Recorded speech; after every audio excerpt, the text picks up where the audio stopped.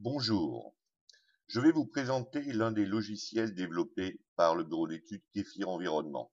Vous voyez la note de version, ça s'appelle le Kefir BC 2.2.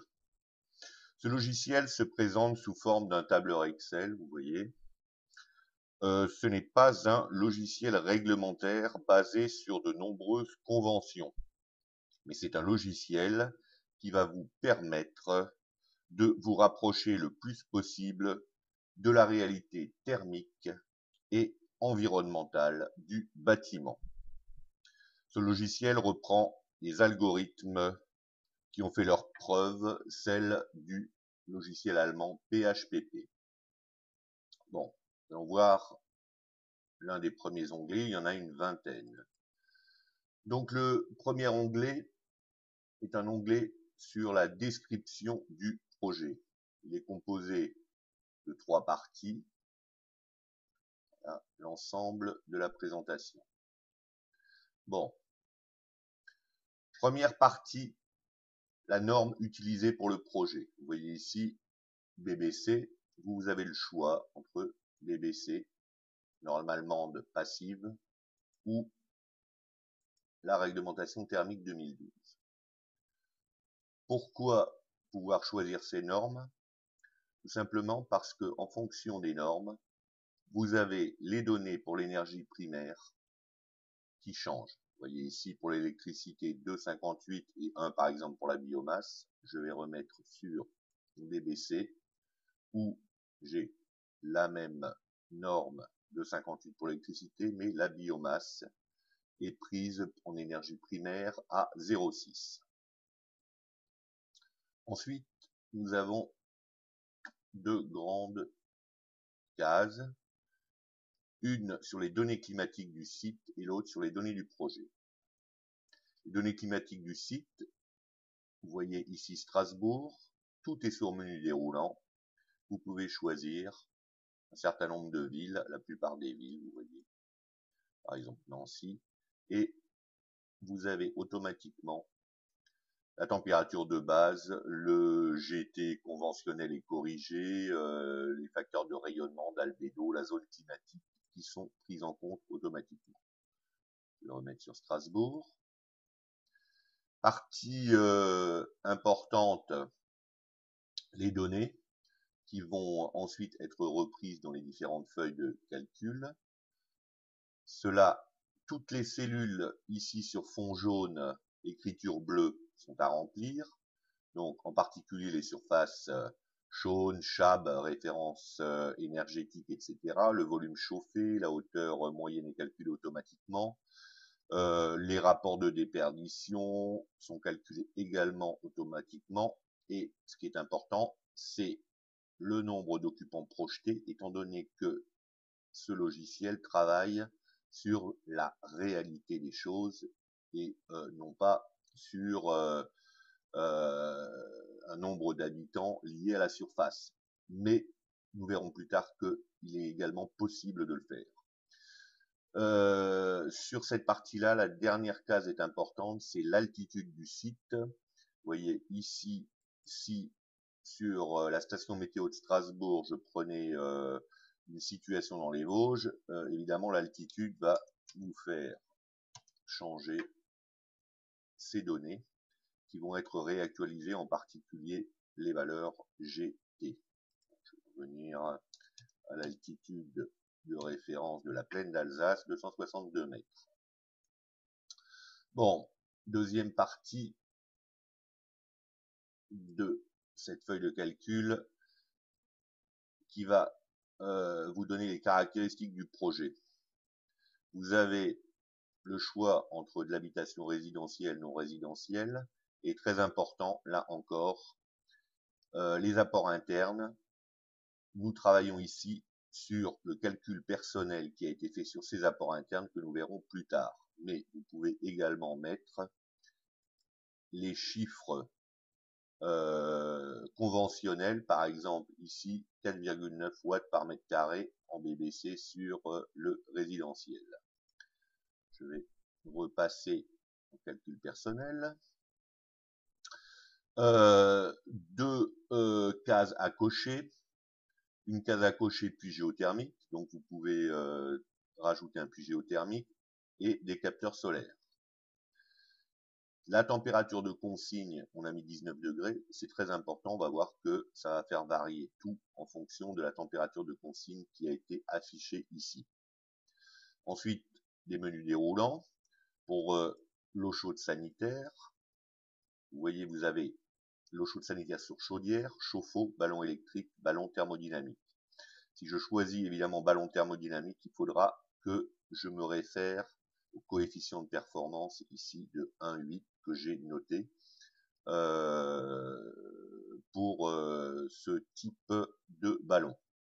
Bon, de la même façon, type de chauffage, vous avez le choix entre centralisé, on verra dans la feuille spécifique tous les types de chauffage centralisé, poêle ou insert, électrique ou PAC.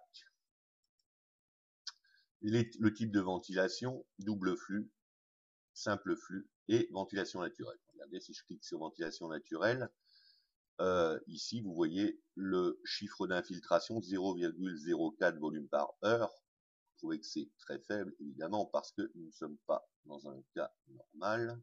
Si vous voulez voir ce que ça donne, il va falloir changer la réalité, c'est-à-dire le test de perméabilité.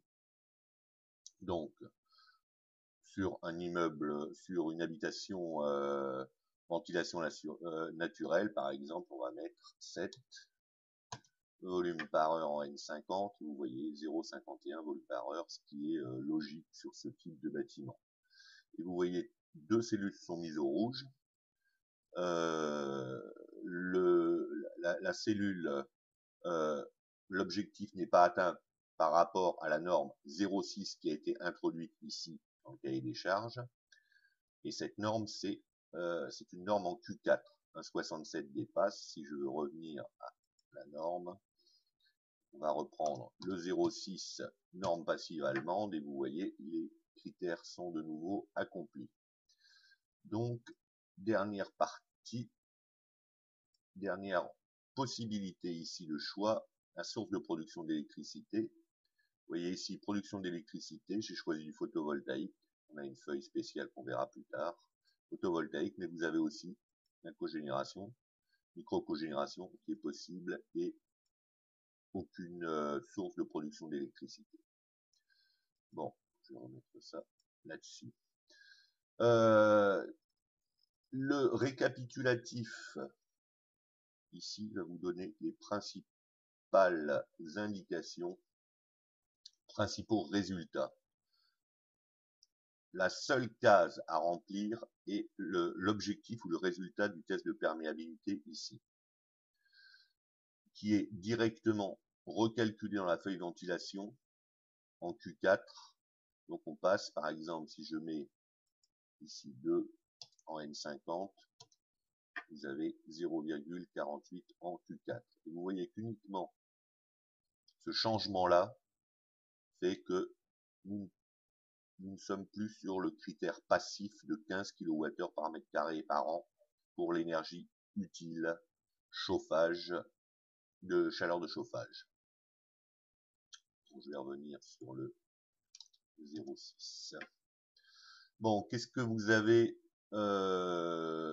dans cette partie-là? Vous allez avoir l'énergie utile, y compris distribution, les différents coefficients d'énergie primaire sur les deux postes eau chaude sanitaire et chauffage, et sur les 5 postes eau chaude sanitaire, chauffage, électricité auxiliaire et éclairage.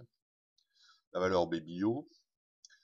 Ensuite, vous avez ici 4 cases qui vont vous montrer les émissions ici en tonnes de CO2 au niveau de l'énergie, c'est-à-dire sur la vie en œuvre, 100 ans, exprimé en tonnes équivalent CO2, et sur les matériaux utilisés, soit en rénovation, soit dans le neuf. Donc 26 tonnes d'équivalent CO2 par rapport aux matériaux. Énergie grise, en mégawattheures, donc pareil au niveau de l'énergie et au niveau des matériaux. La puissance de chauffage nécessaire qui va être prise en compte, les déperditions thermiques, le pourcentage de surface de baie vitrée.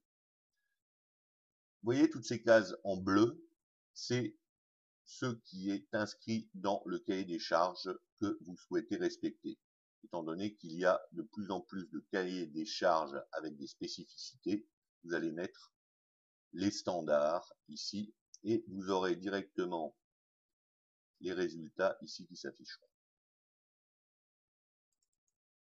Ensuite, le calcul des parois. Donc, ce calcul-là est très important. Il est également sur menu déroulant. Vous avez ici les différentes possibilités, mur, dalle, plafond bas, l'environnement de la paroi, extérieur, sol ou autre espace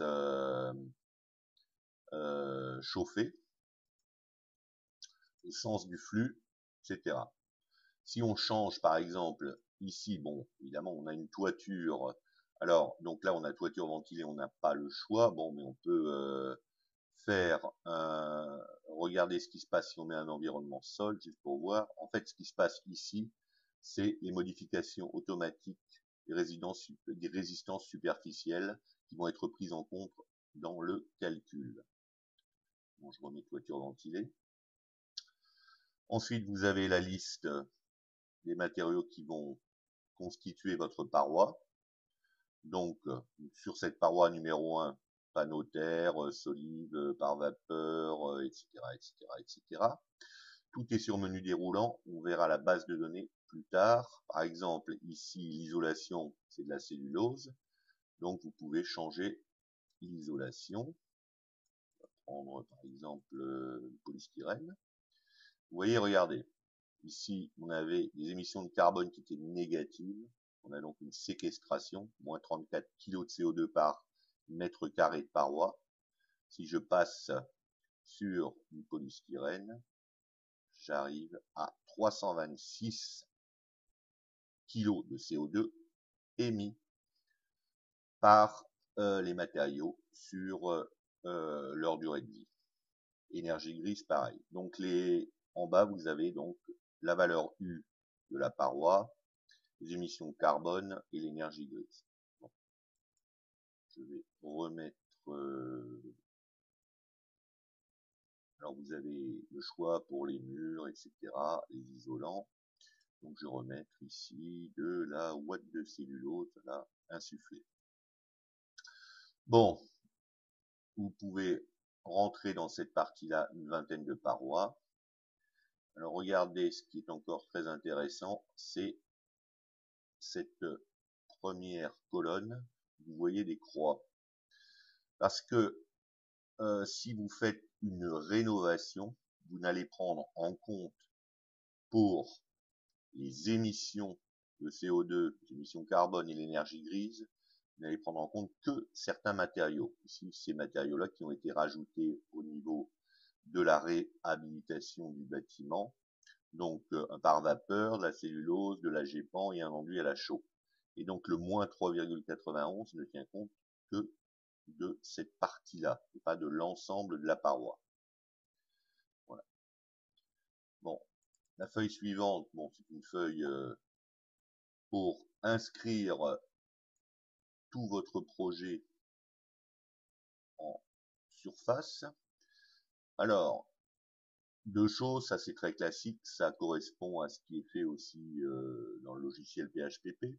Vous avez un certain nombre de types de parois, donc soit en contact avec l'air extérieur, soit le sol, soit contact avec des éléments spécifiques, par exemple paroi en contact avec une véranda, ou bien je vais agrandir un peu cette partie-là pour que vous voyez, pardon, voilà. Alors on va voir ça là. Alors, une cave isolée, etc., cage d'escalier. Bon, pourquoi? C'est pour tenir compte des facteurs correctifs liés à ça. Pour le calcul de la véranda, nous verrons plus tard, le coefficient est calculé et n'est pas estimé. Voilà. Donc là, vous rentrez vos différentes façades, toitures, et vous mettez uniquement ici le numéro, par exemple numéro 8 sur cette façade-là. Le numéro 8 correspond donc à une paroi en contact avec l'air extérieur. Voilà. Bon, alors ensuite on a l'orientation de la paroi, les caractéristiques de la paroi, l'absorption. Alors l'absorption par les surfaces extérieures, l'émission vers l'extérieur et les facteurs de réduction d'ombrage. Voilà. Donc ici vous inscrivez les surfaces de toutes vos parois, toitures, murs, parois intermédiaires.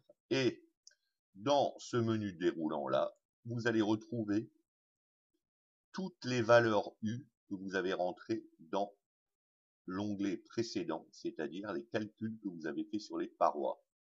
Donc, par exemple, le premier mur est un mur de type 2. On retrouve sa valeur U 0,122 et ses coefficients en émission carbone et en énergie grise, ici, qui ont été multipliés par la surface. Voire, quand il y a plusieurs surfaces identiques, vous pouvez mettre les quantités de murs identiques. Voilà pour cette partie-là. Sur la partie basse, vous avez la saisie des toitures et bardages, en plus, avec des choix sur les types de toitures, terre cuite, ardoise, zinc, etc. Différents types de bardages, feuillus, résineux, différents types de parquet, dalles avec moquette et la quantité de bois estimée pour la constitution de la charpente. Bon, sur la partie basse, je ne vais pas la développer. C'est la saisie des pompes thermiques qui est reprise dans cette partie basse. L'onglet suivant vous donne les choix, les éléments de choix que vous avez pour les vitrages, que ce soit en type de vitrage ou en type de châssis.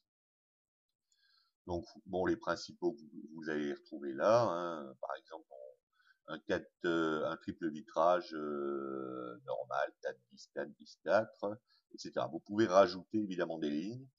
Dans chaque type de vitrage, vous avez son facteur solaire, sa valeur U, sa valeur de transmission lumineuse, et puis de la même façon, pour la prise en compte des émissions de CO2 et d'énergie grise, les coefficients qui seront pris en compte par mètre carré.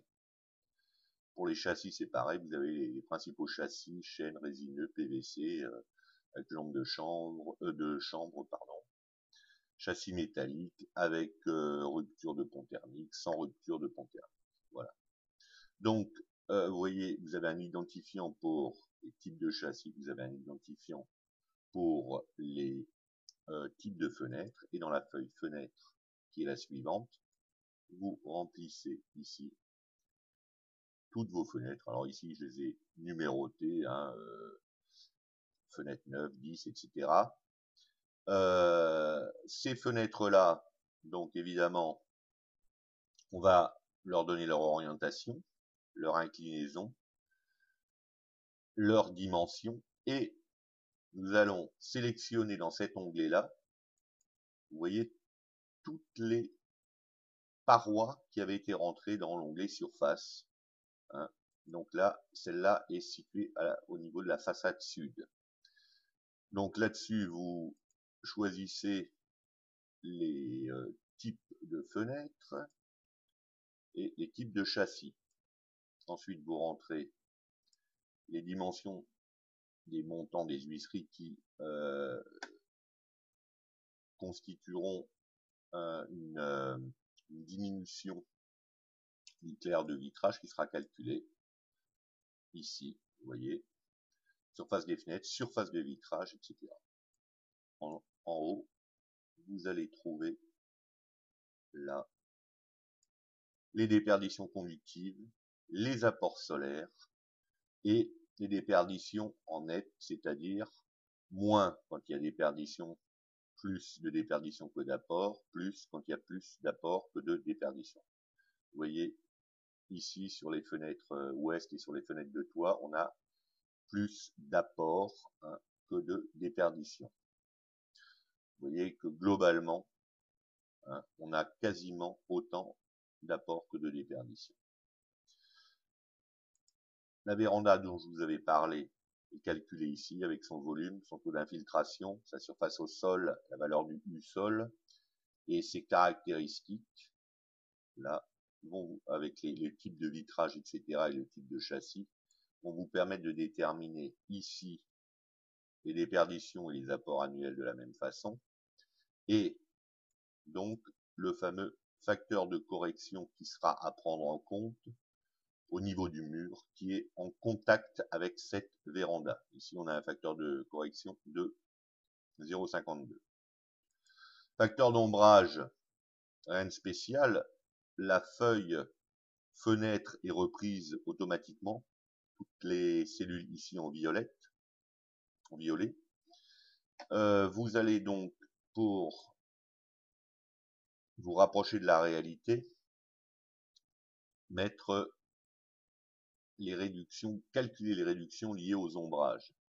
Donc vous avez des écrans, autres bâtiments, un arbre, etc. Vous voyez que vous avez une hauteur de l'écran et la distance par rapport à l'horizontale. Vous avez aussi les ombrages liés à l'embrasure, sa profondeur et sa distance, et au débordant. Donc vous avez juste à remplir ici les profondeurs d'embrasure et de débordant, et vous avez un calcul automatique de la réduction liée à l'ombrage. La feuille ventilation, on avait mis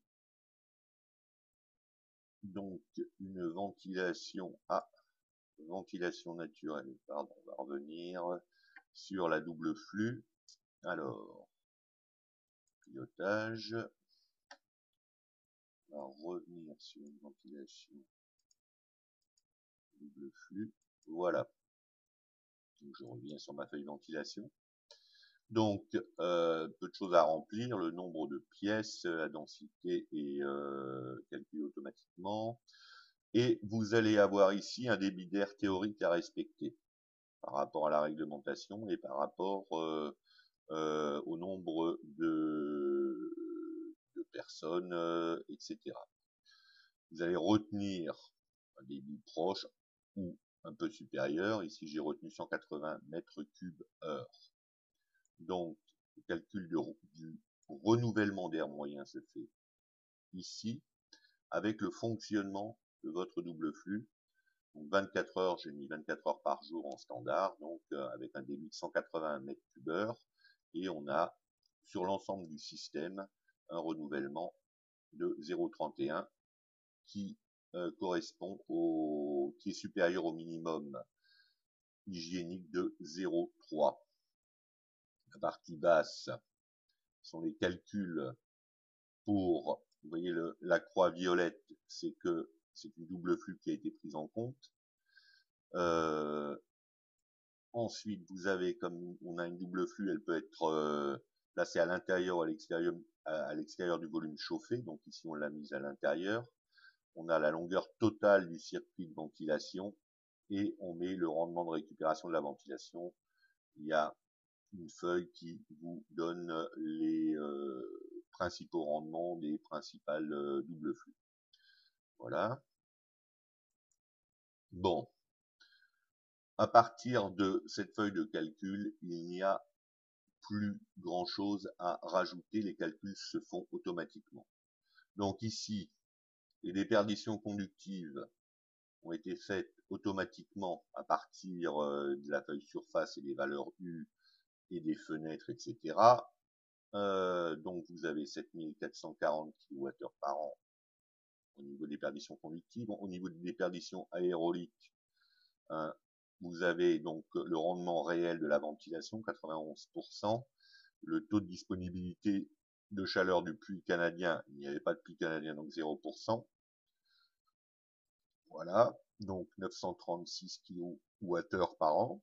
Ensuite, on a les déperditions par les vitrages, 7957, mais on a des apports solaires, hein, également, donc on prendra les déperditions nettes. Voilà. Ensuite, les apports internes qui sont prises, vous voyez la puissance des apports internes, on avait mis 2,1 watts par mètre carré, qui correspond à la norme allemande, mais qui a été calculé, on verra comment par la suite. Les apports gratuits, utilisables, besoin de chauffage, c'est ça qui est le plus important, donc les besoins de chauffage se montent à 3193 kWh par an. La puissance de chauffage est calculée automatiquement, donc on reprend, tout ça c'est repris, et vous avez ici la puissance nécessaire, 4,5 kW. Vous voyez, bon, on est sur du passif, hein, ici, hein. Donc on a des besoins de puissance faible, et on a le choix ici du facteur de relance. On va placer à 1,2 traditionnellement, mais qu'on peut pousser pour par exemple les bâtiments chauffés de façon intermittente. Bon, très important ensuite, la feuille chaudière. Donc dans la première partie, vous aviez choisi un type de chauffage. Ici, vous avez le détail. Donc ce détail vous donne différents types de chaudières. Les classiques, les anciennes chaudières, les standards, basse température, sans gaz et en fioul.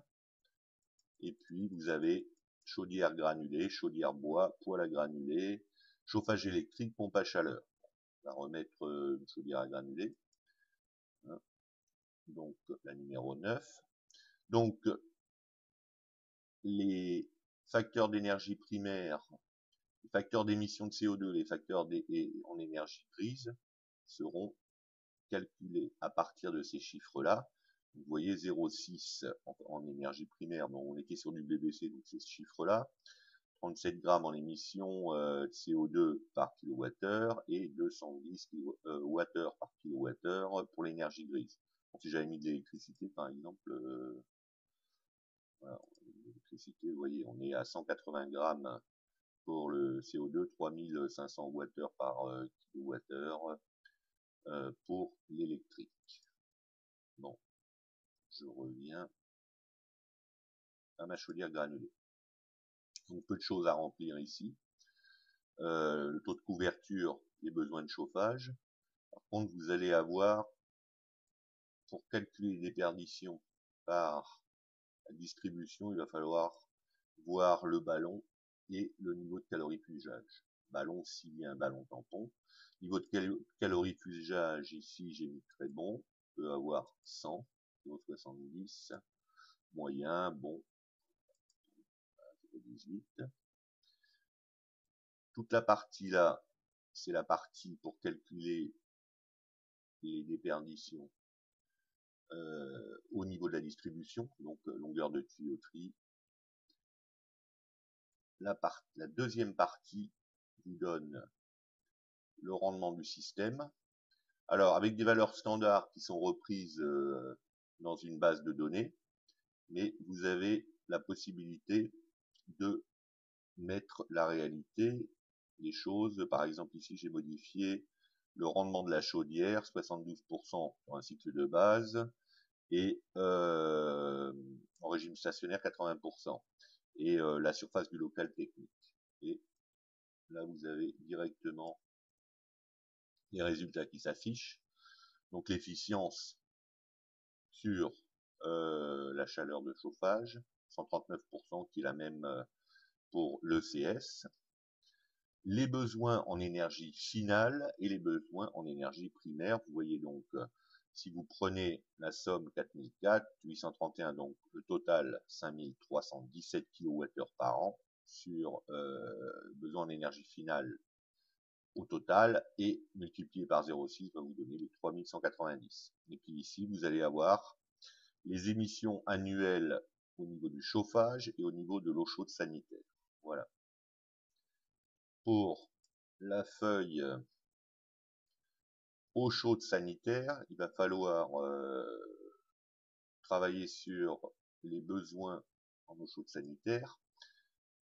La première case ici, sur chaudière, elle avait été mise dans la feuille de pilotage. On avait le choix entre chaudière, ballon électrique, thermodynamique, etc. Donc là, on était sur chaudière.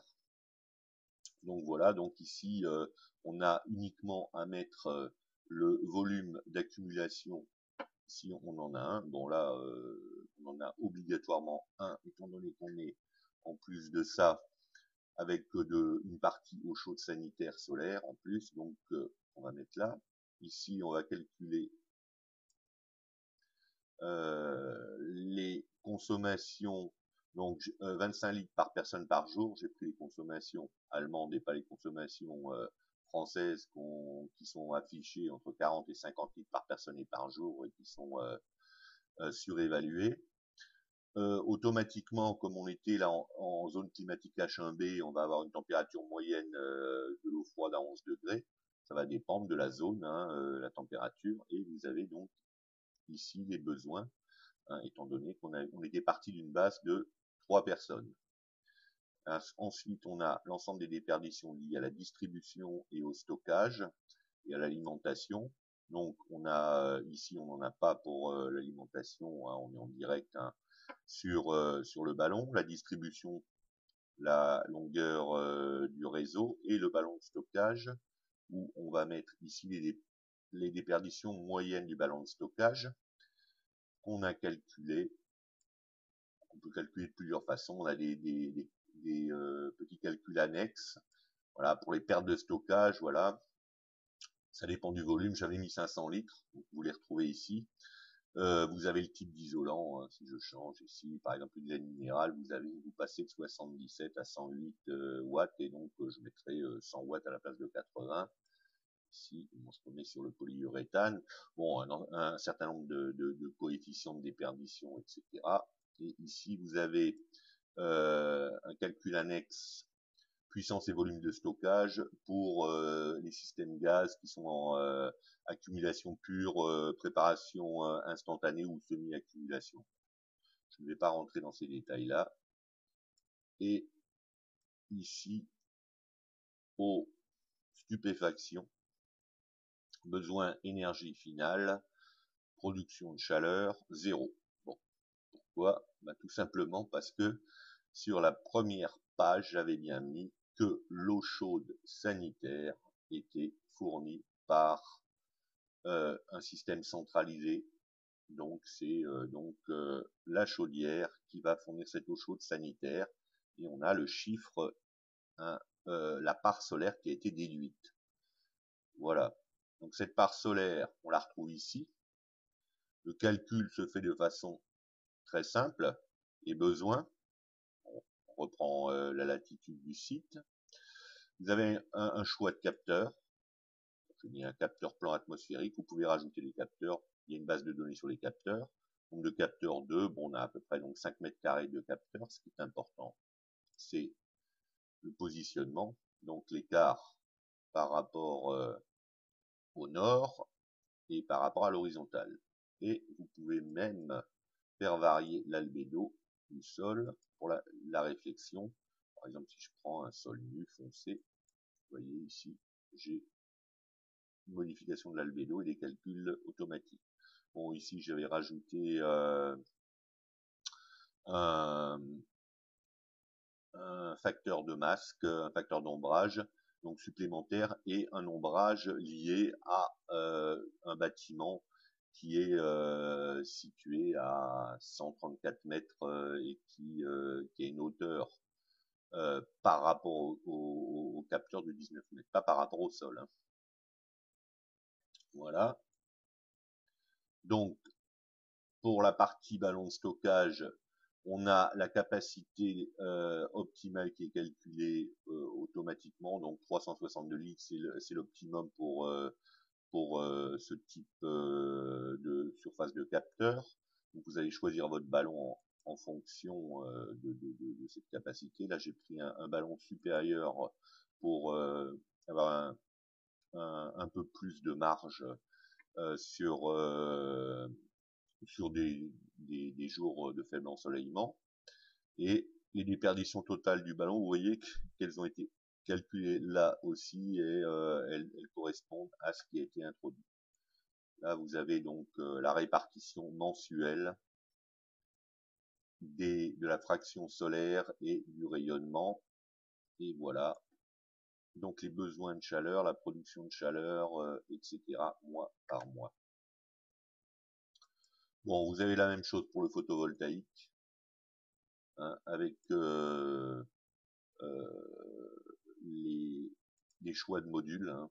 Ici, on a pris un Sharp, on a une base de données, bon. Pareil, le nombre de modules, leur orientation, peut y avoir deux orientations différentes. S'ils sont peu ou fortement ventilés pour leur performance, l'albédo qui est reprise, et vous avez ici, voilà, le rayonnement en kilowattheure par mètre carré par jour et la production électrique journalière. Donc on a retrouvé sur la première feuille. Voilà. Une feuille cogénération que je ne vais pas développer, hein, c'est pour le moment peu développé en France, mais ici on a des possibilités, vous voyez, moteur Stirling gaz, moteur Stirling bois, moteur gaz, etc. Les différents types de moteurs de cogénération. On a une base de données également là-dessus. La feuille électricité. Donc la feuille électricité, c'était cette feuille qui nous a permis de déterminer les apports internes qu'on a trouvé de 2,1. Bon là, c'est un peu plus laborieux étant donné qu'il faut remplir. Il y a une partie qui se remplit automatiquement, c'est-à-dire les consommations normalisées que vous pouvez modifier pour la ventilation, le puits canadien et puis tous les auxiliaires, c'est-à-dire les circulateurs de chauffage, d'eau potable, les pompes, etc. Donc vous avez la possibilité ici de modifier les puissances, donc si le circulateur est à vitesse variable, etc., etc., etc. Bon, et en dessous, vous avez les équipements, donc vous avez l'éclairage à quote-part en lampe économique. Ici, vous avez des possibilités aussi lave-vaisselle qui est raccordé sur l'eau froide ou sur l'eau chaude. Si on le met raccordé sur l'eau chaude, on aura évidemment donc un peu des besoins un peu supérieurs pour l'eau chaude. Ça sera pris en compte directement. Le lave-linge qui peut aussi être raccordé à l'eau chaude. Bon, en France, c'est très rare, mais en Allemagne, vous avez pas mal d'installations raccordées à l'eau chaude, les différents séchages, réfrigération, congélation, et puis vous pouvez rajouter des appareils. Voilà. Et donc, à la fin, vous avez le calcul, et vous voyez la valeur retenue de 1 qui a été prise. Voilà.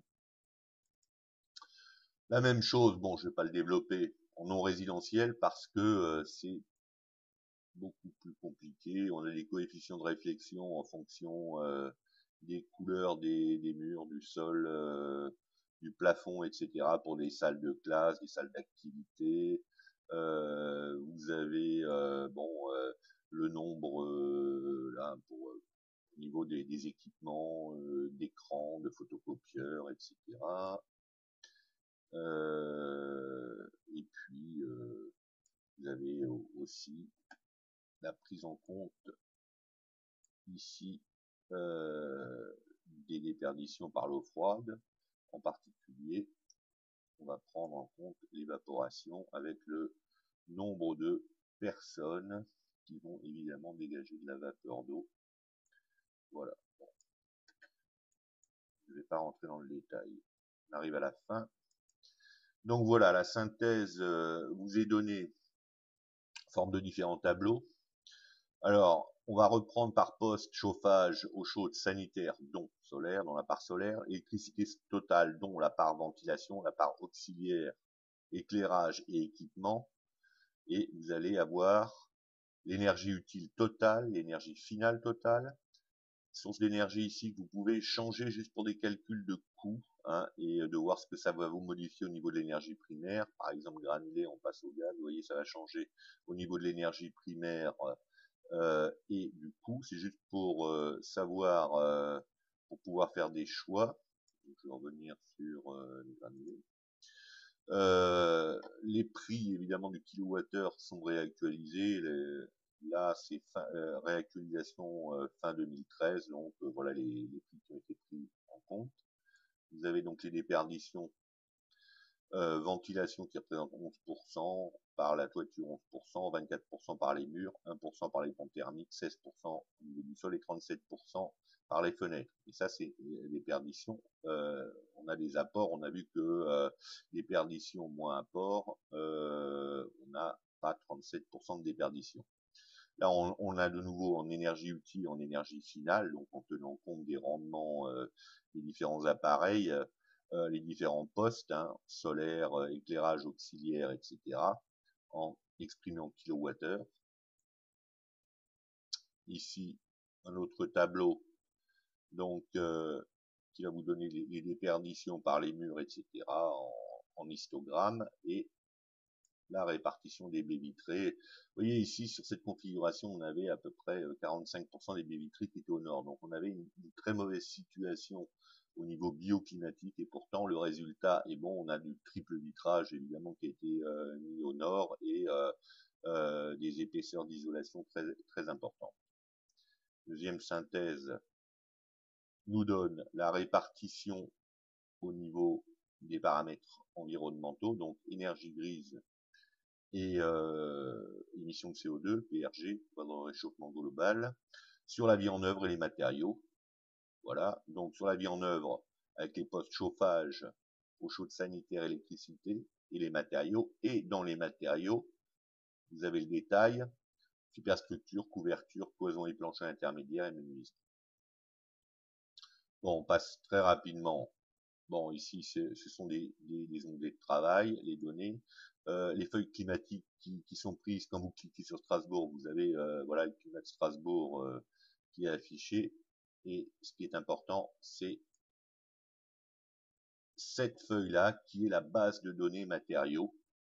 Cette base de données vous donne, vous voyez, un très grand nombre d'informations entre les isolants, la maçonnerie, donc différents types de murs en briques, béton, etc., monomures, les différents enduits et mortiers, bois et dérivés, les autres matériaux. Bon, qu'est-ce que nous donne cette base de données? Alors, premièrement, ce qui est important, c'est que cette base de données, c'est ce qui est de plus important, étant donné qu'il faut avoir des chiffres qui reflètent une réalité. Il y a beaucoup de chiffres qui circulent sur Internet et qui sont des fois un petit peu farfelus. Donc, la première colonne, bon, l'épaisseur, les épaisseurs classiques, bon, le calcul automatique de la valeur U en fonction des, ici, des valeurs lambda, c'est-à-dire de conductivité thermique. Hein. Alors, vous voyez, cellulose, par exemple, 0,04, hein, insufflé à 55 kg par mètre cube. Bon, valeur R est calculée, le résistance thermique de la paroi pour son épaisseur ici, la masse volumique, la chaleur spécifique du matériau, et puis les deux dernières colonnes qui sont les plus déterminantes dans ce logiciel qui traite les problèmes d'environnement. Donc, les émissions en CO2, vous voyez, il y a des chiffres négatifs, c'est-à-dire quand il y a séquestration, tous ces matériaux-là, les premiers, cellulose, liège, bois, etc., séquestrent du carbone, donc c'est donné en kilos de CO2 par mètre cube, et en énergie grise en kilowattheure par mètre cube. Donc, pour avoir ces chiffres-là, il a fallu croiser différentes bases de données. Les deux principales bases de données sont les bases KBOB suisse et Baukoff autrichienne. Voilà. Bon, je vais directement à la fin, juste en passant sur le pouvoir calorifique des matériaux utilisés et des calculs de prix, et voilà pour les combustibles, les valeurs qui sont prises dans le logiciel en énergie grise et en pouvoir de réchauffement global. Alors, qu'est-ce que vous constatez? Par exemple, pour l'électricité, bon, en énergie primaire, on prend 2,58, mais on sait très bien que ce chiffre-là, qui n'a jamais changé depuis 72 et ne correspond pas à une réalité, la réalité avec les pertes en ligne se rapproche de 3,5 kWh par kWh et 0,18 kg de CO2 par kWh. Voilà. Eh bien, nous arrivons à la fin. Donc, je vous remercie pour votre attention. Si vous avez besoin de renseignements supplémentaires, vous pouvez aller directement sur mon site internet www.keffirenvironnement.com. Donc, je pense que ce logiciel peut être intéressant pour pouvoir travailler avec vous si vous êtes architecte, maître d'ouvrage, etc. J'étudie toute proposition de travail sur des projets intéressants. Au revoir.